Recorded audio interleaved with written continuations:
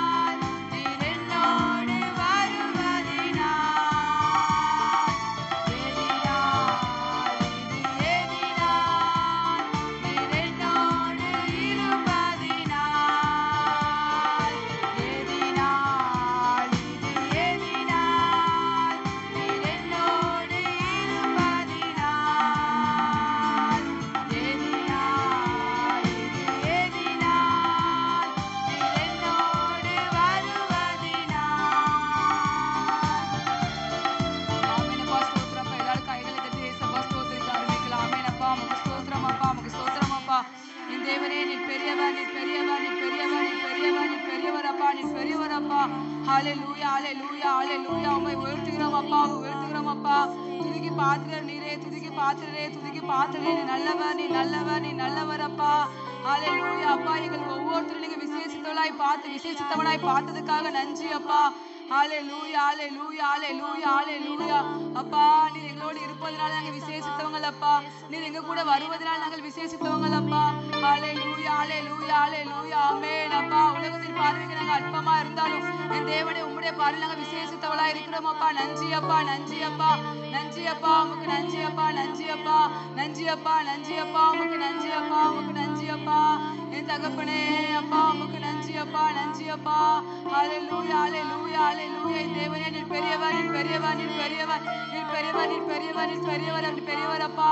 ஹalleluya ஹalleluya அப்பா.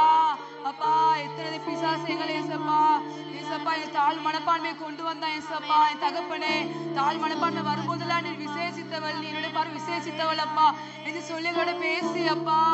அப்பா அப்பா எங்களை மாசினீங்களே ஏசப்பா. உமக்கு நன்றி நன்றி நன்றி அப்பா, நன்றி அப்பா, நன்றி அப்பா, நன்றி அப்பா, நன்றி அப்பா, நன்றி அப்பா. ஹalleluya அப்பா. அந்த உலகத்தையே படைத்த, இந்த உலகத்தையே உருவாக்கின ஆண்டவரின் கண்களை நாங்க ஏசப்பா விசேஷங்களை நினைக்கும் போது அப்பா, அப்பாவை துதிக்காமல் இருக்க முடியாது அப்பா, உம்மை பாடாமல் இருக்க முடியாது அப்பா, உம்மை நேசிக்காமல் இருக்க முடியாது அப்பா. உமக்கு ஸ்தோத்திரம் அப்பா. இன்னுமே அதிக நேசிக்க கிருபை தாங்கப்பா, இன்னுமே அதிக ஆராதிக்க கிருபை தாங்கப்பா, இன்னுமே அதிக நேசிக்க கிருபாசிசப்பா. கிருபை தாங்கப்பா, கிருபை தாங்கப்பா, கிருபை தாங்கப்பா, கிருபை தாங்கப்பா. என் தேவனே நீர் பெரியவர், நீர் பெரியவர், நீர் பெரியவர், நீர் பெரியவர், நீர் பெரியவர், நீர் பெரியவர் அப்பா. ஹalleluya ஹalleluya ஹalleluya ஹalleluya. உமக்கு நன்றி அப்பா, உமக்கு நன்றி அப்பா, உமக்கு நன்றி அப்பா. நீர் பெரியவர், நீர் பெரியவர். உமக்கு நன்றி அப்பா. அப்பா அப்பா உங்க கண்ணைகளை பார்த்ததுனால நன்றி அப்பா. அப்பா இந்த உலகத்திற்கு எந்த கண்ணைகளும் இரக்கமா இருந்ததில்லப்பா. ஆனா இசப்பா நீங்க எங்க மேல இறக்க வைத்தீங்களப்பா, நீங்க எங்க மேல கண்ணோக்கமானீங்களப்பா. ஹalleluya ஹalleluya. உலகத்தின் பார்வையில இசப்பா அற்பமாய் எண்ணப்பட்டாலும் அப்பா இசப்பா இசப்பா இசப்பா ஆகாதது தள்ளின கல்லை எங்களை மூளைக்கல்லாய் மாற்றினீங்களப்பா. அப்பா உமக்கு ஸ்தோத்திரம் அப்பா, உமக்கு ஸ்தோத்திரம் இசப்பா. உமது அன்புக்கிடாக ஒன்றுமே இல்லப்பா. 1000 நாவுகள் இருந்தாலும் துதிக்க போதாதப்பா. ஹalleluya ஹalleluya ஹalleluya ஹalleluya. அப்பா உமக்கு நன்றி அப்பா, உமக்கு நன்றி அப்பா, உமக்கு நன்றி அப்பா, உமக்கு நன்றி அப்பா, உமக்கு நன்றி அப்பா, உமக்கு நன்றி அப்பா. அப்பா நீர் எங்க மேல் வைத்த அபிஷேகத்துக்கு இசப்பா, அபிஷேகம் தான் நாங்கள் விசேஷித்தவர்கள், விசேஷித்தவன் விசேஷித்தவள் என்றதுக்கு அடையாளம் அப்பா. உமக்கு ஸ்தோத்திரம் அப்பா. அந்த விலையேற பெற்ற அபிஷேகத்தை அப்பா இன்னும் எத்தனை பேர் வாஞ்சிக்கிற நல்லது கிடைக்காத அபிஷேகத்தை எங்களுக்கு தந்திருக்கீங்களே. உமக்கு நன்றி அப்பா, நன்றி அப்பா. அப்பா எங்க மேல் ஊத்த அபிஷேகத்துக்காக உமக்கு நன்றி அப்பா. என் தகப்பனே அப்பா மாற போஞ்ச எங்க வாழ்க்கையில இசப்பா. அப்பா எங்களுக்கு பின்ன இசப்பா எங்க கூடவே ஒரு மரமாக கூட வரீங்களே இசப்பா. எங்கள் வாழ்க்கையை மதுரமா மாற்றத்துக்கு வரீங்களேப்பா. உமக்கு நன்றி அப்பா, நன்றி அப்பா, நன்றி அப்பா, நன்றி அப்பா. அப்பா இன்னுமே அதிகமா துதிக்க பாட கிருபை தாங்கப்பா.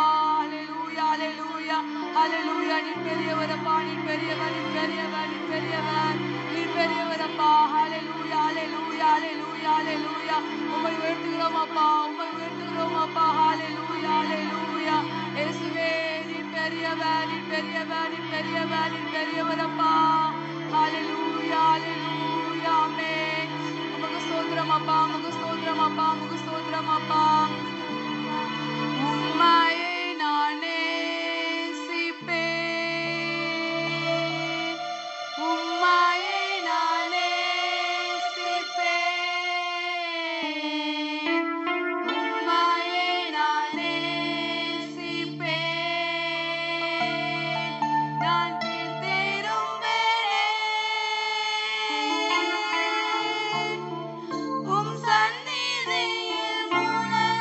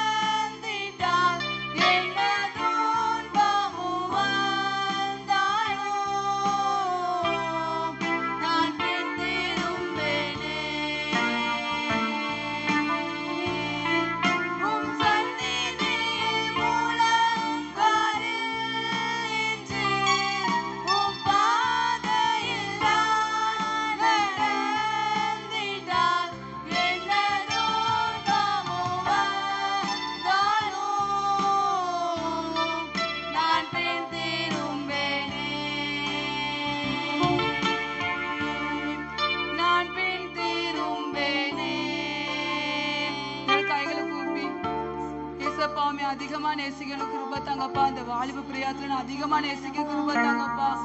அப்பா அப்பா எந்த ஒரு இடர்கள் எந்த ஒரு துன்பங்கள் வந்தாலும் அப்பா தொடர்ந்து முன்னேற கிருபை தாங்கப்பா. உமக்கு ஸ்தோத்திரம் அப்பா, உமக்கு ஸ்தோத்திரம் அப்பா. இன்னும் அதிகமா உண்மை ஆராதிக்க கிருபை தாங்கப்பா. உமக்கு ஸ்தோத்திரம் அப்பா, உமக்கு ஸ்தோத்திரம் ஏசப்பா. நீர் பெரியவரப்பா, நன்றி அப்பா. அப்பா இந்த ஆராதனை உமக்கு உகந்ததா இருந்ததுக்காக உமக்கு நன்றி அப்பா, உமக்கு ஸ்தோத்திரம் ஸ்தோத்திரம். தொடர்ந்து இருக்கிற எல்லாத்தையும் நீங்க பொறுப்படுத்திக் கொள்ளுங்கப்பா. ஆமென்.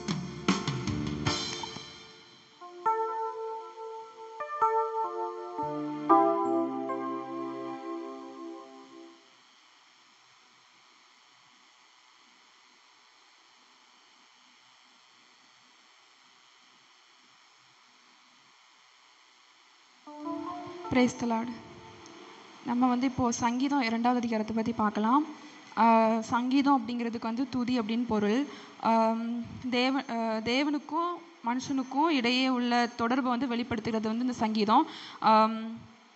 இந்த சங்கீதத்தில் வந்து பரிசுத்தம், அப்புறம் அன்பு, மனுஷனை மீட்க அப்புறம் ஏசப்பாவோட திட்டம், தனி மனிதனோட அதாவது போராட்டங்கள், அப்புறம் விண்ணப்பம், இதெல்லாம் அந்த கருத்துக்கள் இதெல்லாம் பற்றி பார்க்குறது தான் வந்து சங்கீதம். இது எல்லாமே உள்ளடக்குனது தான் வந்து சங்கீதம். புதிய ஏற்பாடு அப்புறம் பழைய ஏற்பாடு ரெண்டையுமே இணைக்கிற ஒரு சங்கிலி அப்படிங்கிறது தான் வந்து சங்கீதம். ரெண்டுக்குமே மத்தியில் இருக்கிறது தான் சங்கீதம். அப்புறமா இந்த உலகத்தில் வந்து எல்லாருமே வந்து விரும்பி வாசிக்கிற ஒரு பகுதி அப்படின்னா வந்து எல்லாருமே சங்கீதத்தை தான் விரும்பி வாசிப்பாங்க. அப்புறமா வந்து சங்கீதத்தை வந்து பல ஆசிரியர்கள் வந்து எழுதியிருக்காங்க. பல வாத்தியங்களை கொண்டு விதவிதமான சூழ்நிலையில் வந்து எழுதியிருக்காங்க. இது வந்து யாரால எழுதப்பட்டது, அப்புறம் யாரை பற்றி சொல்லியிருக்குன்னு சொல்லி நம்ம பார்க்கலாம். பொதுவாக வந்து இந்த உலகத்தில் வந்து இப்போ நம்ம படிக்கிற இந்த தமிழில் இந்த இலக்கியங்கள் அதெல்லாம் பற்றி நம்ம படிக்கும்போது, இப்போ திருக்குறள் வந்து இப்போ எடுத்து படிக்கும்போது அதில் வந்து 2 லைன் இருக்கும். அதில் வந்து மேலே 4 வேர்டு இருக்கும், கீழே 3 வேர்டு இருக்கும். அப்படிங்கிறது வந்து அதுக்கு ஒரு அதில் வந்து அதில் சென்டென்ஸ் நிறையா இருக்கும். அந்த மாதிரி தான் இதில் வந்து 3 வசனமாக வந்து 4 இதாக பிரிக்கலாம். அது வந்து அந்த எபிரேய அதாவது ஒவ்வொரு பகுதியில் 3 பகுதி இருக்கும்ல, அதில் ஒவ்வொரு பகுதியிலையும் ஃபர்ஸ்ட் வேர்டை வந்து நம்ம எடுத்துக்கிட்டோம் அப்படின்னா வந்து எபிரேய மொழியில் நம்ம எடுத்துக்கிட்டோம் அப்படின்னா வந்து யாவே, அதுக்கு வந்து யெகோவா ஈரே அப்படிங்கிறதுக்கு வந்து பொருள். ஃபஸ்ட்டு 3 வசனம் வந்து தேவனுடைய ராஜ்யத்துக்கு விரோதமாக எழும்புகிற மக்களை பற்றி குறிப்பிடுது. அதுக்கப்புறமா 4 to 6 வந்து தேவனுடைய பதிலை குறித்து வந்து சொல்லியிருக்குது. அப்புறம் 7 to 9 வந்து மேசியாவை பற்றிய வாக்குத்தத்தத்தை வந்து பார்க்கலாம். அப்புறம் 10 to 12 அப்படிங்கிறது வந்து மன திரும்புதலுக்கான அழைப்பு வந்து பார்க்கலாம். பொதுவாக சங்கீதத்தில் வந்து அதாவது ஒரு சாப்டர் எழுதுனாங்க அப்படின்னா அது வந்து யார் எழுதியிருப்பாங்க அப்படிங்கிற ஒரு ஆசிரியர் வந்து கொடுத்துருக்கோம். ஆனால் அந்த 2வது அதிகாரத்தில் வந்து மேலே வந்து 2வது சங்கீதம் தான் போட்டிருக்கு, ஆசிரியர் வந்து போடலை. நம்ம வந்து அப்போஸ்தலரோட நடவடிக்கைகள் 4ஆம் அதிகாரம் 25 வசனத்தில் எடுத்து பார்க்கும்போது அந்த வசனம் அதாவது ஒரு ஆசிரியர் நம்ம கண்டுபிடிக்கிறது என்னன்னா அந்த அதிகாரத்தில் உள்ள ஒரு வசனம் வந்து இன்னொரு அதிகாரத்தில் கொடுத்து அதோட ஆசிரியர் யாருன்னு வந்து போட்டிருப்பாங்க. அந்த மாதிரி தான் அப்போஸ்தலர் நடவடிக்கைகள் 4ஆம் அதிகாரம் 25 வசனத்தில் அந்த வசனம் போட்டிருக்கும். புறஜாதிகள் கொந்தளித்து ஜனங்கள் விருதா காரியங்களை சிந்திப்பானேன் என்றும் கர்த்தருக்கு விரோதமாகவும் அவருடைய கிறிஸ்துவுக்கு விரோதமாகவும் பூமியின் ராஜாக்கள் எழும்பி நின்று அதிகாரிகள் ஏகமாய் கூட்டம் கூடினார்கள் என்றும் தேவரீர் உம்முடைய தாசனாகிய தாவீதின் வாக்கினால் உரைத்தீரே. அப்படி இதுலேருந்து தெரியுது நமக்கு அந்த தாவீது தான் அந்த 2வது சங்கீதத்தை வந்து எழுதியிருக்காரு அப்படின்னு சொல்லிட்டு வந்து தெரியுது. இதில் வந்து நம்ம இப்போ என்ன பார்க்க போகிறோம் அப்படின்னா செய்ய வேண்டிய காரியங்கள் என்ன, செய்யக்கூடாத காரியங்கள் என்ன, இயேசுவோட தண்டனைகள் என்ன, ஆசீர்வாதங்கள் என்ன, இதை தான் நம்ம வந்து பிரித்து பார்க்க போகிறோம். ஃபஸ்ட்டு வந்து உணர்வடைய வேண்டும். நம்ம வந்து ஒரு பாவம் வந்து நம்ம பண்ணியிருக்கோம் அப்படின்னா நம்ம மனசில் வந்து அது வந்து உறுத்திக்கிட்டே இருக்கணும். நம்ம வந்து அந்த பாவத்துலேருந்து நம்ம வந்து மீண்டு வெளியே வரணும். அதை வந்து நமக்கு எப்போவுமே வந்து உணர்வுடையவர்களாக வந்து இருக்கணும். செகண்ட் வந்து எச்சரிக்கையாக இருக்கணும். என்ன அப்படின்னா நம்ம ஏசப்பா வந்து நம்மளை வந்து இந்த பாவம் பண்ணோன்னா கண்டிப்பாக ஆண்டு வந்து இந்த தண்டனை கொடுப்பாரு, ஏசப்போட வருகை வந்து அது சீக்கிரமாக இருக்குது அப்படின்னு சொல்லிட்டு நம்ம வந்து ஒவ்வொரு விஷயத்தில் கூட இந்த விஷயம் பண்ணால் ஆண்டவர் பிடிக்காதாங்கிறதுல வந்து நம்ம எச்சரிக்கையாக இருந்து வந்து பண்ணணும். அதுக்கப்புறம் வந்து பயத்துடனே கர்த்தரை சேவிக்கணும். நம்ம வந்து எப்பவுமே வந்து நம்ம ஆண்டவரை ப்ரேயர் பண்ணும்போதோ இல்லை பாட்டு படிக்கும் போதோ தனி ஜெபத்திலையோ எப்பவுமே வந்து ஆண்டவருக்கு நம்ம பயந்து நம்ம உண்மையாக வந்து முழு மனசோட வந்து ஆண்டவரை வந்து சேவிக்கணும். அப்புறமா வந்து நடுக்கத்துடனே களி கூற வேண்டும். சும்மா ஏனோ தானோ அப்படிங்கிறது, பாட்டு படிக்கும்போது சும்மா ஏனோ தானோன்னு சொல்லிட்டு அப்படியே அங்கேயும் இங்கே பார்த்துக்கிட்டு அந்த மாதிரிலாம் எதுவுமே இல்லாமல் வந்து நடுக்கத்தோடும் உருக்கத்தோடும் வந்து ஆண்டவரை நம்ம வந்து துதிக்கணும்.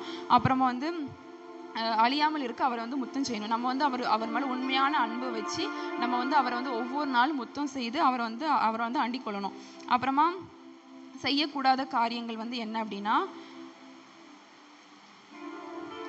விருதாவான காரியத்தை வந்து சிந்திக்கக்கூடாது. ஏன்னா வந்து பைபிள் ஒரு வசனம் போட்டிருக்கு, நம்ம வந்து அதாவது உங்களில் கவலைப்படுகிறதுனால் யாரை வந்து தங்கள் ஒரு மலத்தை வந்து கூட்டக்கூடும் அப்படிங்கிற மாதிரி வசனம் இருக்கும். நம்ம வந்து தேவையில்லாத காரியத்தை குறித்து நம்ம வந்து பயப்படக்கூடாது, கலங்கவும் கூடாது.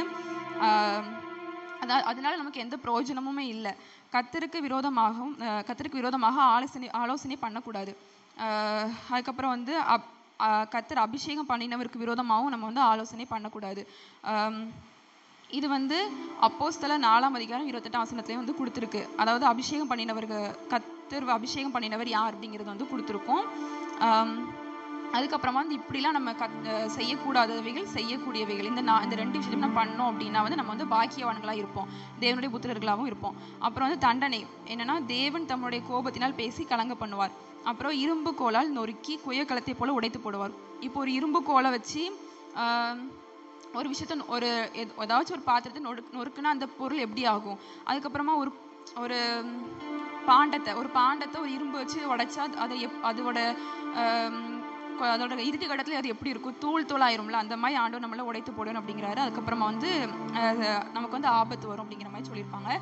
இதுக்கு வந்து நான் உதாரணத்துக்கு ஒரு ஸ்டோரி சொல்றேன்.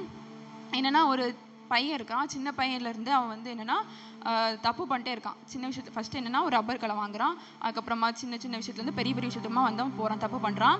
அப்போ அவங்க அப்பா கிட்ட போய் வந்து என்னன்னா, நான் வந்து இந்த மாதிரி தப்பு பண்ணிட்டேன்ப்பா அப்படின்னு சொல்லிட்டு மன்னிப்பு கேட்கறான். அப்பாவும் மன்னிச்சிருந்தாரு. ஓகே, இனிமே அதுக்கடுத்து இந்த தப்பா பண்ணாத அப்படின்னு சொல்லிட்டு வந்து அப்பா வந்து மன்னிப்பு கொடுக்குறாரு.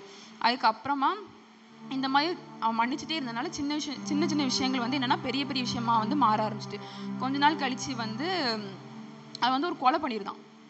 ஒரு கொலை அந்த மாதிரி நிறைய கொலை பண்ணியிருந்தான். அப்போ வந்து அப்பா வந்து நீதிபதியா இருக்கும்போது அவன் வந்து கோர்ட்ல வந்து ஆஜர்படுத்தணும். அப்போ வந்து அவன் ஆஜர்படுத்துறப்போ அவன் வந்து கோர்ட்டுக்கு போறான். அப்போ வந்து அவங்க அப்பா கிட்ட அவன் சொல்லலை, இந்த மாதிரி நான் கொலை பண்ணேன்னு சொல்லலை. ஏன்னா வந்து அவர் அப்பா வந்து மன்னிச்சுட்டே இருக்கிறதுனால என்ன மன்னிச்சிடுவார், அவரோட பிள்ளை அப்படிங்கிறதுனால மன்னிச்சிடுவார் அப்படின்னு சொல்லிட்டு அவன் தைரியமா வந்து கோர்ட்டுக்கு போறான். அப்போ வந்து அப்பா வந்து அங்க ஜட்ஜா இருக்காரு. அப்போ இவன் வந்து அங்கே வாதாடுறதுக்கு அவங்க வச்சிருக்கும் போது இந்த மாதிரி நான் வந்து கொலை பண்ணிட்டேன் அப்படின்னு சொல்லி ஒத்துக்கிறான். அப்போ வந்து இவனுக்கு என்ன தண்டனை அப்படின்னு வந்து கேட்டால் இவனுக்கு வந்து மரண தண்டனை, தூக்கு தண்டனை இவனுக்கு போடணும் அப்படின்னு சொல்லிட்டு வந்து சொல்லுவாங்க. அதேமாதிரி வந்து ஜட்ஜு வந்து தீர்ப்பு கொடுத்துருவார், இவனுக்கு வந்து தூக்கு தண்டனை அப்படின்னு சொல்லிட்டு. அப்போ அந்த நாள் வந்துட்டு அவரை வந்து தூக்கில் போடுற அந்த நாள் வந்துட்டு அப்போ அவங்ககிட்ட வந்து கேட்குறாங்க எல்லாருமே, உன்னோட லாஸ்ட் ஆசை என்ன அப்படின்னு சொல்லி கேட்காங்க. அப்போ அவர் வந்து சொல்றாரு, நான் வந்து எங்க அப்பா வந்து பார்க்கணும் அப்படின்னு சொல்றாரு. அப்போ அவங்க அப்பா வந்து கூப்பிட்டு அவன் முன்னாடி வந்து வந்திருக்கும் போது என்ன சொல்றாரு, அப்பா நீங்க வந்து என்ன எல்லா விஷயத்துலையுமே என்ன மன்னிச்சிட்டீங்களா, அப்போ நீங்க நினைச்சீங்கன்னா மன்னிக்க முடியும்லாப்பா அப்படின்னு சொல்லி அவன் கேட்கும்போது அவங்க அப்பா என்ன சொல்றாங்க அப்படின்னா, சின்ன விஷயத்த பண்ணும்போது நான் வந்து வீட்டில் இருக்கும்போது நான் உன்னோட அப்பாவா உன்னோட தகப்பனா இருந்து நான் வந்து உன்னை மன்னிச்சேன். ஆனால் இந்த விஷயத்துலையுமே நான் வெளியே வச்சு பேசினா உன்னை மன்னிச்சிருப்பேன். ஆனால் நான் வந்து ஒரு ஜட்ஜாக இருக்கேன். அதாவது நான் அந்த நீதிபதி செய்ய வேண்டிய கடமை தான் நான் வந்து செய்கிறேன். அந்த தப்புக்கு கொடுக்க வேண்டிய தண்டனை வந்து மரண தண்டனை. அதனால நான் ஒரு நீதிபதியாக நின்று உனக்கு தண்டனை கொடுத்தேன். நான் அந்த இடத்துல வந்து உனக்கு ஒரு தகப்பனா இல்லை அப்படின்னு சொல்லிட்டு வந்து அவர் சொல்றாரு. அந்த மாதிரி தான் நம்ம வந்து ஒரு விஷயத்த பண்ணாலோ இந்த ஒரு தப்பான ஒரு விஷயத்த ஆண்டவர் மன்னிச்சுட்டே இருப்பாரு. நம்ம வந்து அழுது புலம்பி மன்னிப்பு கேட்டோம்னா ஆண்டவர் மன்னிப்பார். திரும்ப அந்த விஷயத்த வந்து நம்ம பண்ணக்கூடாது. திரும்ப அந்த விஷயத்தையே பண்ணிட்டே மன்னிப்பு கட்டிட்டே இருந்தோம்னா ஆண்டவருக்கு வந்து ரொம்ப கஷ்டமா இருக்கும். அதனால நம்ம ஒரு விஷயத்த பண்ணி மன்னிப்பு கேட்டு அதை விட்டுறணும். அதுக்கப்புறம் திரும்ப அந்த விஷயத்த பண்ணக்கூடாது. அப்புறமா வந்து இன்னொன்று வந்து என்னன்னா, இப்போ ஒரு வலையை வந்து நம்ம கடல்ல மீன் பிடிக்க போறோம் அப்படின்னா ஃபர்ஸ்ட் வந்து நம்ம நார்மலா ஒரு வலையை போட்டு இழுக்கும் போது அந்த மீன் வந்து தப்பிச்சுட்டு வெளியே போகுது அப்படின்னா வந்து லாஸ்ட்ல நம்ம என்ன பண்ணுவோம்னா கொக்கி போட்டு தான் நம்ம வந்து அதை பிடிச்சி வாயெல்லாம் கிழிச்சு அந்த மாதிரி தான் எடுப்போம். அப்போ வந்து அதே மாதிரி தான் ஆண்டவர் வந்து ஃபர்ஸ்ட் நம்மளை வலையை போட்டு எடுப்பார். வலையை நம்ம எந்த ஒரு கீறலும் இல்லாமல் எந்த ஒரு பிரச்சனையும் இல்லாமல் நம்மளை வந்து ஆண்டவர் எடுப்பார். நம்ம அப்படியும் அடங்கி ஒடுங்கி நம்ம போகலை அப்படின்னா நம்மளை வந்து ஆண்டவர் ஒரு சோதனை கொடுத்து கிழிச்சு அந்த ஒரு கொக்கி போட்டால் நம்மளை கிழிச்சு இந்த மீன் எடுக்கும்ல, அந்த மாதிரி ஆண்டவர் நம்மளை வந்து எடுப்பார்.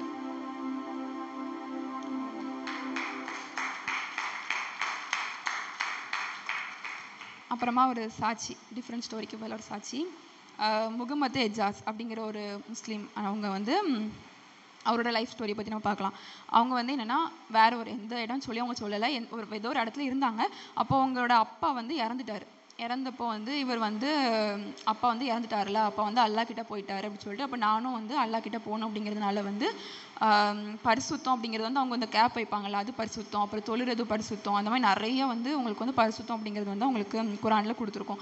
அதே மாதிரி அவர் நிறைய பண்ண ஆரம்பிச்சார். ஒரு நாளைக்கு 5 தடவை தொழணும் அப்படின்னா அவர் வந்து 30 தடவை தொழ ஆரம்பிச்சிட்டாராம். அவரோட மைண்டில் ஃபிக்ஸ் ஆகிட்டு என்னன்னா எப்படியாச்சும் அவர் வந்து அல்லா கிட்ட போகணும் அப்படிங்கிறது வந்து அவரோட மைண்டில் ஃபிக்ஸ் ஆகிட்டு, அப்போ வந்து அவர் வந்து ரொம்ப அதில் வந்து தீவிரமாயிட்டார். அப்போ உங்கள் ஃபேமிலி எல்லாருமே உனக்கு எதுவும் பைத்தியம் எதுவும் பிடிச்சிட்டா, நீ ஏன் இவ்வளோத்துக்குள்ளே இதாக இருக்க அப்படின்னு சொல்லி கேட்கும்போது அவர் வந்து இல்லை, நான் அல்லாவை பார்க்கணும்னு சொல்லிட்டு வந்து அவர் வந்து ரொம்ப மும்முரமாயிட்டார். ஆனாலும் வந்து அவருக்கு என்னென்னா கொஞ்ச நாள் ஆக ஆக அவருக்கு வந்து ரொம்ப வெறுமையாயிட்டு, மனசு வந்து வெறுமையாயிட்டு. நம்ம எவ்வளோ தான் தொழுதும் எவ்வளோ தான் வந்து பரிசுத்தமாக இருந்தும் நமக்கு வந்து ஒரு திருப்தியே இல்லை அப்படின்னு சொல்லிட்டு வந்து அவருக்கு வந்து மனசில் ஒரு குறை இருந்துச்சு. அப்போ வந்து நம்ம வந்து சரி நம்ம அல்லா வந்து நம்மளை எடுக்க மாட்டேக்காருல, நம்மளே அல்லா கிட்ட போகணும் அப்படின்னு சொல்லிட்டு வந்து அவர் என்னென்னா ஒரு மருந்து டப்பா வாங்கிட்டு சாகிறதுக்காக ஒரு இடத்துக்கு போயிருப்பார். என்ன அப்படின்னா ஒரு மரத்துக்கு கீழே வந்து உட்காந்துருப்பாரு. அப்போ மரத்துக்கு கீழே இருக்கும்போது அவருக்கு வந்து மனசில் அவர் உடஞ்சி ரொம்ப அழுதார், ஏன்னா நான் வந்து சாக போகிறேன் அப்படின்னு சொல்லிட்டு. அப்போ சடனாக திரும்பும்போது அவங்க ஒரு வசனம் ஓட்டியிருக்கு, என்ன அப்படின்னா உங்கள் துக்கம் சந்தோஷமாய் மாறும் அப்படின்னு சொல்லிட்டு. அப்போ வந்து சடனாக அவரோட மனசில் வந்து தோண்டிகிட்டே இருந்தது என்ன அப்படின்னா, நீ வந்து வீட்டுக்கு போன்னு சொல்லிட்டு அவரோட மனசில் தோண்டிக்கிட்டே இருந்துச்சான். அதுக்கப்புறம் திரும்பியும் வந்து இல்லை, மைண்டை டைவர்ட் பண்ணிட்டு அப்படியே அழுதுகிட்டே இருந்தாராம். திரும்ப அந்த வசனம் வந்து அவர் மனசில் ஒரு வாட்டி தான் அந்த வசனத்தை வாசித்தாராம். திரும்ப அந்த வசனம் வந்து அவரோட மனசுக்குள்ளே வந்துட்டு நீ வீட்டுக்கு போன்னு சொல்லிட்டு பேசிக்க மனசுக்குள்ளே அந்த வார்த்தை வந்துட்டே இருந்துச்சான். அவர் வீட்டுக்கு போனாராம். வீட்டுக்கு போகும்போது வந்து ஏசப்பா வந்து அவங்களுக்கு தரிசனமாகும்போது அப்படி என்ன ஆகுது அப்படின்னா, அவர் வந்து ஃபஸ்ட்டு அவரே அறியாமல் பாவ மன்னிப்பு வந்து அவர் வந்து கேட்குறாரு. ஏன்னா நம்ம வந்து ஏசப்பா பார்க்கும்போது அவங்களுக்கு என்ன செய்யணும்னு தெரியாதுல்ல, அந்த மாதிரி. ஆனால் ஆண்டவர் வந்து தரிசனம் கொடுக்கும்போது அவரே வந்து பாவ மன்னிப்பு வந்து கேட்குறாராம். அதுக்கப்புறமா மறுநாள் வந்து அதையே வந்து யோசிச்சுட்டு இருக்காராம், ஆண்டவர் எதுக்கு. ஏன்னா அவர் வந்து முஸ்லீமாக இருக்கும்போது என்ன அப்படின்னா அவர் வந்து கிறிஸ்தவத்தை பற்றி ரொம்ப கொச்சையாக பேசுவாராம், ரொம்ப அசிங்கமாக வந்து பேசுவாராம். அப்படிங்கும்போது கிறிஸ்தவத்தை பார்த்தாலே பிடிக்காதான், கிறிஸ்தவ பிள்ளைகளை பார்த்தாலே ஒவ்வொரு கொஸ்டினாக கேட்டு ரொம்ப டார்ச்சர் பண்ணுவாராம். கிறிஸ்டினா அவ்வளோ வெறுப்பாராம். அப்படிங்கும்போது ஏசப்பா வந்து எனக்கு ஏன் தரிசனம் கொடுக்கணும் அப்படின்னு சொல்லிட்டு வந்து அதையே யோசிச்சுட்டே இருக்காராம். நான் ஏன் ஏசப்பாவை பார்த்தேன், நான் ஏன் தரிசனத்தை கண்டேன்னு சொல்லிட்டு அவர் அதையே யோசிச்சுட்டு இருக்காராம். யோசிச்சுட்டு அப்புறம் திரும்ப வீட்டுக்கு போகும்போது டிவியில் வந்து ஒரு ராஜ் டிவி, அந்த டிவியில் வந்து டிஜிஎஸ் தினகரன் அவங்க வந்து பேசுகிறாங்களாம், மெசேஜ் கொடுக்குறாங்களாம். என்ன அப்படின்னா வந்து ஏசப்பா அவங்களே நேசிக்காரு அப்படின்னு சொல்லிட்டு வந்து மெசேஜ் கொடுத்தாராம். அப்போ அவருக்கு அந்த வார்த்தை வந்து தொட்டுச்சு போல். அப்போ வந்து என்னென்னா அப்போ வந்து அவருக்கு வந்து என்ன வார்த்தை தோணுது அப்படின்னா, அல்லாஹ் வந்து கருணை உள்ளவன், அப்புறமா கிருபை நிறைந்தவன், அந்த மாதிரி தான் நான் வந்து கேள்விப்பட்டிருக்கேன். இந்த மாதிரி வந்து நம்ம மேலே அன்பாக இருக்கார், நம்மளை நேசிக்காருன்னு சொல்லிட்டு நான் இந்த மாதிரி யாருமே கேள்விப்பட்டது இல்லை அப்படின்னு சொல்லிட்டு அவர் வந்து யோசிச்சுக்கிட்டே இருக்காராம். அப்போ வந்து அவங்க அம்மா கிட்ட வந்து என்ன அப்படின்னா மறுநாள் அதே மாதிரி தரிசனம் அவருக்கு கிடைக்கிது. மறுநாள் அவருக்கு அதே மாதிரி தரிசனம் கிடைக்கி ஏசப்பா வந்து பேசுகிறாரு. அப்போ அவங்க அம்மா கிட்ட போய் மறுநாள் சொல்கிறாரு, அம்மா இந்த மாதிரி எனக்கு வந்து ஏசப்பா வந்து இந்த ஜீசஸ் வந்து எனக்கு ஒரு தரிசனம் கொடுத்தாரு, அவரை நான் நேரில் பார்த்தேன் அப்படின்னு சொல்லிட்டு அவர் வந்து சொல்லிக்கிட்டே இருந்தாராம். அப்போ அவங்க அம்மா வந்து திட்டிக்கிட்டே இருந்தாங்க, நீ வந்து இந்த மாதிரிலாம் எதுவுமே இல்லை, நீ வந்து யோசிக்காத, தப்பால் எதுவும் யோசிக்காதுன்னு சொல்லிட்டு அவங்க அம்மா திட்டிக்கிட்டே இருக்காங்களாம். அப்போ இல்லைம்மா கண்டிப்பாக வந்து நான் ஏசப்பாவை பார்த்தேன் அப்படின்னு சொல்லிட்டு வந்து சொல்லிட்டே இருக்காராம். அப்போ வந்து அவருக்கு வந்து ஒரு நியூஸ் வந்து கேள்விப்பட்டாராம். என்ன அப்படின்னா, நூற்றாண்டு மண்டபத்தில் வந்து ஒரு ப்ரேயர் நடக்குது அப்படின்னு சொல்லி வந்து அவர் கேள்விப்பட்டாராம். அப்போ வந்து அவங்க அம்மாவை கூப்பிட்டுட்டு அவங்க வந்து போகணும் அப்படின்னு சொல்லிட்டு முடிவு பண்ணிட்டு அவங்க அம்மாவை கூப்பிட்டுட்டு அந்த நூற்றாண்டு மண்டபத்துக்கும் போயிட்டாங்களாம். அப்போ அவங்க பிரசங்கம் பண்ணிட்டு இருக்கிறவரை அவர் வந்து லாஸ்ட் மினிட்ஸில் வந்து லாஸ்ட்டில் ஒரு சேர் இருக்குல்ல, லாஸ்ட்டில் அவங்க அம்மாவும் அவங்களும் முகமது எஜாஸ் அவங்க 2 பேரும் உட்காந்துருக்காங்க. அப்போ வந்து இந்த ஊழியக்காரங்க மூலமாக ஆண்டவர் பேசுகிறாரு. என்ன அப்படின்னா, ஒரு முஸ்லீம் குடும்பம் வந்து இப்போ நீங்கள் வந்திருக்கீங்க, ஆண்டவர் வந்து உங்களை அந்த இடத்துல இருந்து உங்களை பிரித்து வந்து கொண்டு வந்திருக்காரு, நான் வந்து உங்களை எடுத்து பயன்படுத்த போகிறேன்னு சொல்லிட்டு வந்து ஏசப்பா வந்து அவங்களுக்கு வந்து அந்த ஊழியக்காரங்க மூலமாக வந்து பேசுகிறாங்க. அப்புறம் வந்து அதை வந்து அவர் எல்லாமே கேட்டுட்டு அதுக்கப்புறம் வீட்டுக்கும் போகிறாரு. வீட்டுக்கு போனதுக்கப்புறம் எல்லாருக்கிட்டையுமே வந்து அவர் சொல்ல ஆரம்பிக்கார், நான் வந்து இப்படி இந்த ஏசப்பாவை பார்த்தேன், இந்த மாதிரி எனக்கு தீர்க்கதரிசனம்னு சொன்னாங்க அப்படி சொல்லிட்டு வந்து சொல்கிறாரு. அதுக்கப்புறமா ஏசப்பாவை பற்றி அவர் வந்து ஃபுல்லாக சொல்ல ஆரம்பிச்சிட்டாரு, ஏசப்பா தான் மெய்யான தெய்வம், ஏசப்பா எல்லாரும் ஏற்றுக்கொள்ளுங்க அப்படி சொல்லிட்டு வந்து சொல்ல ஆரம்பிச்சிட்டாரு. அதுக்கப்புறமா வந்து அந்த தரிசனம் கொடுத்துருக்கும் போது என்ன அப்படின்னா ஏசப்பா என்ன சொன்னாங்க அப்படின்னா, நீ வந்து பைபிள் தான் வாசிக்கணும் அப்படின்னு சொல்லிட்டு ஏசப்பா வந்து பேசினாங்களாம். அப்போ வந்து கொஞ்ச நாள் ஆக ஆக அவர் வந்து பைபிள் வந்து ரீட் பண்ண ஆரம்பிச்சிட்டாரு. அப்புறம் வந்து அவருக்கு இந்த யோபுல இந்த வசனம் கொடுத்துருக்கும், உங்கள் துக்கம் சந்தோஷமாக மாறும் அப்படின்னு சொல்லிட்டு அந்த வசனத்தை வாசிச்சுட்டு அதுக்கப்புறம் திரும்ப அவங்க அம்மா கிட்ட அதாவது அவங்க அம்மா வந்து நாள் ஆக ஆக அவரோட கேரக்டர்லாம் சேஞ்ச் ஆகுறத பார்த்தாங்களாம். ரொம்ப பொறுமையா, நீடி சந்தம், அவ்வளோ ரொம்ப பொறுமையா, ரொம்ப பேச்சை கம்மி பண்ணிட்டு அந்த மாதிரி ரொம்ப டீசெண்டாக அந்த மாதிரி இருந்தாராம். அவங்க அம்மா வந்து அவனோட கேரக்டர்லாம் மாற மாற அப்போ ஏசப்பா தான் மெய்யான தெய்வம்னு சொல்லிட்டு அதுக்கப்புறம் 2 வாரத்தில் அவங்க அம்மா வந்து ஏசப்பாவுக்குள்ள வந்துட்டாங்க. அதுக்கப்புறம் அவங்க பாட்டி, தாத்தா, அப்புறம் அவங்களோட ரிலேட்டிவ் எல்லாருமே வந்து ஏசப்பாவுக்குள்ள வந்துட்டாங்க. அதுக்கப்புறமா கொஞ்ச நாள் ஆகும்போது அவர் வந்து காலேஜில் வந்து படிக்கிறாரு. அவர் என்னன்னா திருநெல்வேலி தான் அவர் வந்து படித்தார். திருநெல்வேலி தான் படித்தாங்க. பஸ்ஸில் வச்சு காலேஜில் வந்து ஜாயின் பண்ணதுக்கப்புறம் அவங்க ஒரு நாள் பஸ்ஸில் போயிட்டு இருக்கும்போது பிரின்சிபல் சார் வந்தாராம். பிரின்சிபல் சார் வந்து கேட்காராம், முகமது எஜாஸ், நீ வந்து இந்த மாதிரி நீ மசூதிக்கெலாம் நீ டெய்லியும் வருவிய, ஒரு நாளைக்கு இத்தனை தடவை நீ வந்து தொழுவிய, இப்போ என்ன வரவே காணலை, நீ பைபிளாக ரீட் பண்ணுறதா கேள்விப்பட்டேன், அப்புறமா நீ ஜீசஸை லவ் பண்ணுறதா கேள்விப்பட்டேன் அப்படின்னு சொல்லிட்டு வந்து அவர் கேட்டாராம். அப்புறம் இவருக்கு வந்து ரொம்ப பயம் கொடுத்துட்டான். அதனால் இவர் வந்து உடனே சொன்னாராம், இல்லை நான் வந்து அப்படிலாம் இல்லை, நான் வந்து மசூதிக்கு வருவேன், நீங்கள் பார்க்கல, நான் வந்து லாஸ்ட்டில் தான் இருப்பேன் அப்படின்னு சொல்லிட்டு வந்து அவர் சொன்னாராம். அப்போ ஏசப்பா சடனாக ஒரு வார்த்தை வந்து, அதாவது அவருக்கு வந்து ஒரு வல்லமை இறங்கின மாதிரி இருந்துச்சான். அப்புறம் வந்து ஏசப்பா ஒரு வார்த்தை சொன்னாங்க அப்படின்னா, நீ வந்து நான் உனக்கு எவ்வளோ ஹெல்ப் பண்ணியிருக்கேன், உனக்கு தரிசனம்லாம் காட்டியிருக்கேன்ல, நீ வந்து இந்த இடத்துல வந்து என்னை வந்து நீ விட்டு கொடுத்துட்டால, நான் வந்து எதுவுமே இல்லை எதுவுமே பண்ணலை அப்படின்னு சொல்லி விட்டு கொடுத்துட்டால அப்படின்னு சொல்லி வந்து அவரோட பேசினாராம். அப்புறம் வந்து அவர் உடனே அவர் இவர் சொன்னதுக்கப்புறம் அவர் வந்து போயிட்டாராம், பிரின்சிபல் சார் போயிட்டாராம். அதெல்லாம் அதுக்கப்புறமா அவர் சொன்ன ஏசப்பா சொன்ன அந்த ஒரு செகண்டில் கூப்பிட்டு, பிரின்சிபல் சார் கொஞ்சம் நில்லுங்க அப்படின்னு சொல்லி கூப்பிட்டாராம். கூப்பிட்டதுக்கப்புறமா நான் வந்து கிறிஸ்டின் தான், நான் வந்து ஏசப்பா தான் லவ் பண்ணுறேன், நான் வந்து பைபிள் தான் ரீட் பண்ணுறேன், நான் மசூதிக்கெலாம் வர மாட்டேன் அப்படின்னு சொல்லிட்டு வந்து ஓப்பனாக சொல்லிட்டாராம். அதுக்கப்புறமா பிரின்சிபல் சார் வந்து நீ வந்து கேன்டீனுக்கு வா, நான் கொஞ்சம் பேசணும் அப்படின்னு சொல்லிட்டு வந்து கூட்டிகிட்டு போனாராம். கூட்டிகிட்டு போனதுக்கப்புறம் அவங்கக்கிட்ட உங்களுக்கே தெரியும், அதாவது முஸ்லீம்ஸை வந்து மதம் மாற்றுறது ரொம்ப கஷ்டம் அப்படின்னு சொல்லிட்டு அவங்க வந்து அவ்வளோ கொஸ்டின் கேட்காங்களாம். அவங்களுக்கு வந்து பதில் அவங்க வந்து வாயே திறக்கலையாம். அவ்வளோ கொஸ்டின் கேட்டதுக்கப்புறமா வந்து இவர் வந்து சொன்னாராம், இல்லை ஏசப்பா வந்து என்னை பைபிள் தான் வாசிக்க சொன்னாங்க, என்னை வந்து குரான் வாசிக்க சொல்லலை அப்படின்னு சொல்லிட்டு அவர் வந்து ரொம்ப ரொம்ப அழுத்தி சொன்னாராம். அதுக்கப்புறம் வந்து சரி ஓகே, நீ வந்து பைபிளை வாசி, ஆனால் நீ வந்து இனிமேல் இங்கே வரக்கூடாது, நாங்கள் வந்து ஒரு கிறிஸ்டின் காலேஜில் சேர்த்துருந்தோம், ஃப்ரான்ஸ் சேவியர் அந்த மாதிரி ஒரு கிறிஸ்டின் காலேஜில் நாங்கள் வந்து சேர்த்துருந்தோம், நீ வந்து இந்த காலேஜில் நமக்கு அலவுட் இல்லை அப்படின்னு சொல்லி சொல்லிட்டாங்க. அப்புறம் இவர் வந்து என்ன சொல்கிறார் அப்படின்னா, நான் வந்து இனிமேல் ஏசப்பை பற்றி சொல்ல மாட்டேன், என்ன வந்து ஒரு மன்னிச்சிடுங்க, நான் வந்து மேசை பற்றி சொல்லவே மாட்டேன் அப்படின்னு சொல்லிட்டு வந்து அவர் இதான் எனக்கு லாஸ்ட் அண்ட் ஃபைனல் சொல்லிட்டு அவர் மன்னிப்பு கேட்டுட்டு இருக்காராம். அப்புறம் வந்து சரி ஓகேன்னு சொல்லிட்டு இந்த ஒரு வாட்டி மட்டும் அவருக்கு மன்னிப்பு கொடுத்து இந்த அதே காலேஜில் படிக்க வச்சுட்டாங்க. அன்னைக்கு சொன்னையிலேருந்து அவர் வந்து ஃபுல்லாக ஏசப்பா பற்றி சொல்ல ஆரம்பிச்சிட்டாரு. சொல்லதுக்கு ஆரம்பிச்சதுக்கப்புறம் வந்து கொஞ்ச நாள் ஆக ஆக அவர் வந்து யார் என்ன கேட்டாலும் நான் வந்து ஏசப்பா பார்த்தேன் அப்படின்னு சொல்லி சொன்னதுக்கப்புறம் யாருமே நம்ப மாட்டாங்கல்ல. ஏன்னா அதே இதை வந்து அவர் ரிப்பீட் பண்ணிட்டு இருக்காரு. திரும்ப அவருக்கு என்ன சொல்லணும், எப்படி ஏசப்பாவுக்குள்ள ஒருத்தங்களை வழி நடத்தணும்னு சொல்லிட்டு அவருக்கு தெரியல. அதனால அவர் வந்து கொஞ்ச நாள் ஆக ஆக அவர் வந்து பின்வாங்கிட்டாரு. என்ன ஏசப்பா, நான் வந்து இதே தான் சொல்லிட்டு இருக்கேன், எனக்கு பைபிள் வாசிக்க தெரியல, பைபிள் ஒரு வசனத்துக்கு வந்து இவ்வளோ வெளிப்பாடு எனக்கெல்லாம் ஒன்றுமே தெரியலை, அதனால அப்படி சொல்லிட்டு அவர் வந்து ரொம்ப பின்வாங்கிட்டாராம். அதுக்கப்புறமா வந்து ஏசப்பாட்ட வந்து ப்ரேயர் பண்ணுறாரு, ஏசப்பா நான் வந்து இந்த மாதிரி பின்வாங்குறேன் அப்படி சொல்லிட்டு வந்து ப்ரேயர் பண்ணுறாரு, எனக்கு ஒரு பைபிள் ஒரு வசனத்துக்கு இவ்வளோத்துக்குள்ள அர்த்தம் இருக்குன்னு தெரியாது, எதுவுமே தெரியாதுன்னு சொல்லிட்டு வந்து அவர் அழுது ப்ரேயர் பண்ணுறாராம். அப்போ அவர் வந்து ஒரு சர்ச்சுக்கு போவாராம், திருநெல்வேலி ஒரு பெரிய சர்ச்சுக்கு போவாராம். அங்கே வந்து அந்த ஊழியக்காரங்க வந்து பயந்துட்டாங்களாம். ஏன்னா வந்து ஒரு முஸ்லீம்ஸ் வந்து சர்ச்சுக்கு வந்தாங்கன்னா ரொம்ப ஆச்சரியமாக இருக்கும்ல. அவர் வந்து என்னென்னா எல்லாத்தையுமே என்ன சொன்னாங்க அப்படின்னா, நீ வந்து யாருமே அவங்கக்கிட்ட பேசாதீங்க, அவங்க வந்து ஒரு தூதுவனாக கூட இருக்கலாம் அப்படின்னு சொல்லிட்டு வந்து எல்லாருமே சொல்லிட்டாங்களாம். அதனால யாருமே அவர்கிட்ட பேசவே இல்லையா. அதனால தான் அவர் ரொம்ப பின்வாங்கிட்டார்.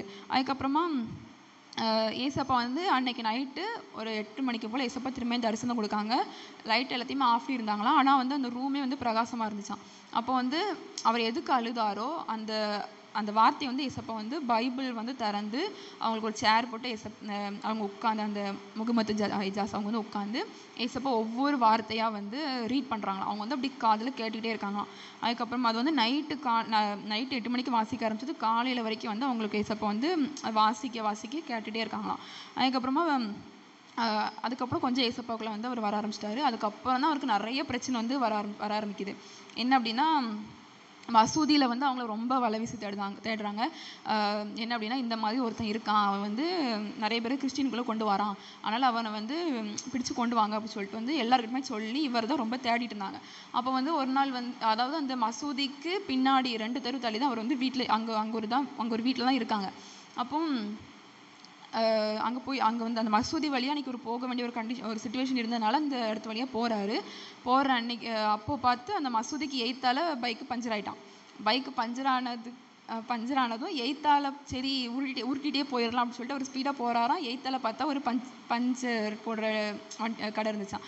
அந்த அண்ணன் வந்து கூப்பிட்டாங்களாம், சரி பஞ்சர் ஆகிட்டுலாம் வாங்க சொல்லிட்டு கூப்பிட்டுட்டு அங்கே போகும்போது அவரோட பெஸ்ட் ஃப்ரெண்டு, முஸ்லீம்ஸில் 2 பெஸ்ட் ஃப்ரெண்டு வந்து கரெக்டாக மசூதியிலேருந்து வெளியே வராங்களாம். அப்போ வெளியே வந்தப்போ இந்த மாதிரி தான் இவன் தான் நீங்கள் தேடிட்டு இருந்த பையன் இவன் தான் அப்படின்னு சொல்லிட்டு வந்து எல்லாரையுமே கூப்பிட்டு இவனை வந்து காட்டி கொடுத்துட்டாங்க. அப்போ இவனை வந்து கூட்டிகிட்டு போகும்போது இவர் வந்து என்னென்னா ஃபிசிக்கல் பைபிள் எப்பவுமே கையில் வச்சுருப்பாரு. அதாவது இந்த பைபிள் எப்பவுமே கையில் வச்சுருப்பாரு. ஆண்ட்ராய்டு மொபைல் எதுவுமே வந்து அதுலேயும் மொபைல் இருக்குது, மொபைலில் பைபிள் இருக்குது, ஆனால் அதை வந்து யூஸ் பண்ண மாட்டார். எப்போவுமே அவர் எங்கே போனாலும் பைபிள் வந்து ஒரு ஃபிசிக்கல் பைபிள் கையில் இருக்கும். அப்போது அதை கொண்டுட்டு அவர் போகிறாரு.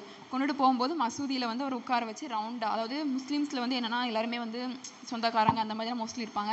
அந்த மாதிரி எல்லாருமே ரவுண்டாக 100 பேர்கிட்ட உட்காந்து, நீ வந்து இதுக்கு முன்னாடி நீ அவ்வளோத்துக்குள்ள, அதாவது ஒரு நாளைக்கு 50 வாட்டிக்கிட்ட தொழுவிய, நீ இவ்வளோத்துக்குள்ளே நல்லா இருந்த பையன், இப்போ எதுக்கு நீ இப்படி மாறிட்ட அப்படின்னு சொல்லிட்டு வந்து கொஸ்டின் மேலே கொஸ்டின் கேட்டுக்கிட்டே இருந்தாங்களாம். அப்போ வந்து அவர் ஆண்டுகிட்ட கேட்டாராம், ஏசப்பா நான் வந்து இந்த இடத்த விட்டு போயிடட்டுமா, என்னால் வந்து பதில் சொல்ல முடியல அப்படின்னு சொல்லிட்டு. அப்போ ஏசப்பா சொன்னாங்க, நீ இரு, நான் அவன்கிட்ட பேசுகிறேன் அப்படின்னு சொல்லிட்டு ஏசப்பா அவங்க வந்து இந்த குரானில் வந்து ஒரு முஸ்லீம்ஸில் சொல்கிற அந்த பாஷையில் வந்து சொன்னாங்க. எனக்கு அது மட்டும் புரியலை. ஈசாய் நபி அப்படிங்கிற மாதிரி நிறைய சொன்னாங்க. அப்போ வந்து லாஸ்ட்டில் அவர் என்ன சொன்னார் அப்படின்னா, இந்த அதாவது அந்த குரான்லையே அவர் வந்து காப்பாற்ற முடியலை அப்படின்னா இந்த குரான் வந்து வேஸ்ட்டு அப்படிங்கிற மாதிரி அவர் வந்து முஸ்லீமில் அந்த மொழியிலே அவர் வந்து சொன்னார். எனக்கு அது வந்து ஒழுங்காக புரியலை, அவர் சொன்னார். அப்போ வந்து எல்லாருக்குமே அந்த வார்த்தை கேட்டோன்னு ரொம்ப டென்ஷன் ஆனதுக்கப்புறமா வந்து நீ உன்னோட அட்ரஸ்லாம் நீ தா, உன்னோட வீட்டு அட்ரஸ், நீ எங்கே இருக்க எல்லாமே தா அப்படின்னு சொல்லி வந்து கேட்டாங்களாம். அப்போ இவர் வந்து ஏசப்பா கிட்ட கேட்டாங்களாம், ஏசப்பா நான் வந்து கொடுக்கட்டுமா அப்படின்னு சொல்லி கேட்கும்போது, ஏசப்பா நீ கொடு, நான் பார்த்துக்கிறேன் அப்படின்னு சொல்லி சொன்னாங்க. அப்போ வந்து இவர் எல்லாமே நோட்டில் எழுதி கொடுத்துட்டாராம்.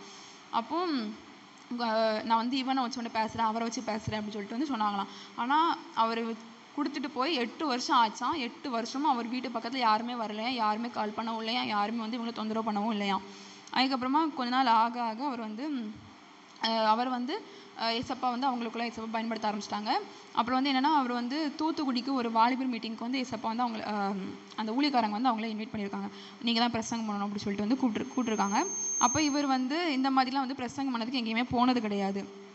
அப்போது ஏசப்பாட்ட வந்து கேட்குறாங்க, அதாவது அடுத்த சண்டே அவர் போகணும் அப்படின்னா இந்த சண்டே அவர் வந்து கேட்குறாரு, ஏசப்பா எனக்கு வந்து இந்த மாதிரி நான் பிரசங்கம் பண்ணி பழக்கம் இல்லை, நான் எப்படி பேசுவேன் அப்படின்னு சொல்லிட்டு வந்து ஏசப்பாட்ட கேட்குறாங்க. அப்போ ஏசப்பா வந்து நீ போ, நான் அவன்கிட்ட பேசுகிறேன் அப்படின்னு சொல்லிட்டு வந்து ஏசப்பா சொல்கிறாங்க. இருந்தாலும் அவர் வந்து கேட்டுகிட்டே இருக்காரு, நான் எப்படி பேசுவேன்னு சொல்லிட்டு. அப்போ வந்து ஏசப்பா வந்து ஒரு தரிசனம் கொடுக்குறாங்க.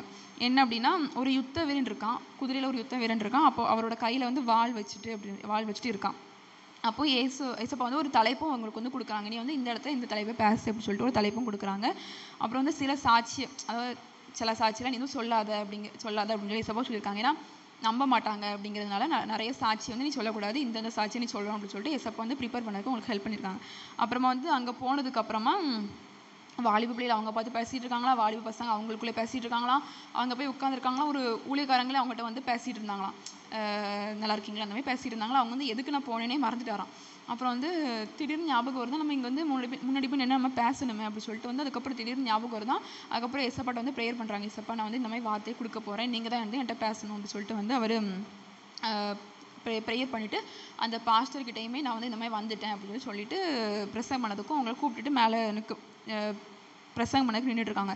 அப்போ வந்து அந்த ஒரு இடத்துல வந்து ஒரு வார்த்தையை வந்து பிரதிஷ்டை பண்ணுறதுக்காக ஒரு பேனர் வந்து திறக்கிறாங்க. பேனர் திறக்கும்போது அவங்களுக்கு கொடுத்த அந்த தலைப்பு, அந்த வாலிபர்களுக்கு என்ன பிரசங்கம் பண்ணணுமோ அந்த தலைப்பால் கொடுத்துருந்துச்சான். அப்புறம் ஏசப்பா அவங்களுக்கு என்ன தரிசனம் கொடுத்தாங்களோ அதில் என்ன குதிரை வச்சு இந்த குதிரையில் ஒரு வீரர் இருந்து வாள் வச்சுருப்பாங்கள்ல, அந்த தரிசனம் அந்த ஃபோட்டோ வந்து அதில் அப்படியே வந்து கொடுத்துருந்துச்சான். அதுக்கப்புறமா வந்து அவர் வந்து பரவாயில்ல ஏசப்பா வந்து எனக்கு கொடுத்துருக்க தரிசனம் உண்மையானது அப்படின்னு சொல்லிட்டு வந்து அவர் 2 மணி நேரம் நல்லா பிரசங்கம் பண்ணிட்டாராம். அதுக்கப்புறமா வந்து கொஞ்ச நாள் ஆக ஆக அப்புறம் ஏசப்பா வந்து அழுதாங்களாம். அவங்கக்கிட்ட வந்து தரிசனம் கொடுக்கும்போது ஏசப்பா அழுறாங்களாம். அப்போ என்ன ஏசப்பா எதுக்கு அழுறீங்க அப்படின்னு சொல்லி கேட்கும்போது, இல்லை எல்லாருமே வந்து நான் எல்லாருமே உண்மையாக நேசிக்கேன், ஆனால் யாருமே என்ன உண்மையாக நேசிக்க மாட்டேக்காங்க, உங்களை நேசிக்கேன்னு சொல்லிட்டு சொல்கிறாங்க அப்படின்னு சொல்லிட்டு அவங்க வந்து சொல்லியிருக்காங்க. அப்போ வந்து அந்த முகமது எஜாஸ் அவங்க சொல்கிறாங்க, என்னங்க நீங்களாம் பச்சை பொய் சொல்கிறீங்க, வாயை திறந்தாலே பொய், பொய்யும் பொய்க்கு தூதனமாக இருக்கும் அப்படின்னு சொல்லிட்டு வந்து சொல்கிறாங்க. ஏன்னா நம்ம வந்து ஆண்டவரை நேசிக்கும்னு சொல்லிட்டு நம்ம பொய்யா சொல்கிறோம்ல, அதெல்லாம் விட்டுட்டு நம்ம வந்து உண்மையாக நேசிக்கிறேன் அப்படின்னு சொல்லிட்டு நீங்கள் ஒரு 10 நிமிஷம் நீங்கள் உண்மையாக ஆண்டவருக்குள்ளே நீங்கள் வந்து இருந்தீங்க அப்படின்னா ஆண்டவர் வந்து கண்டிப்பாக உங்களை எடுத்து பயன்படுத்துவார் அப்படின்னு சொல்லிட்டு வந்து அவர் சொன்னார். இதுதான் அவ்வளோ.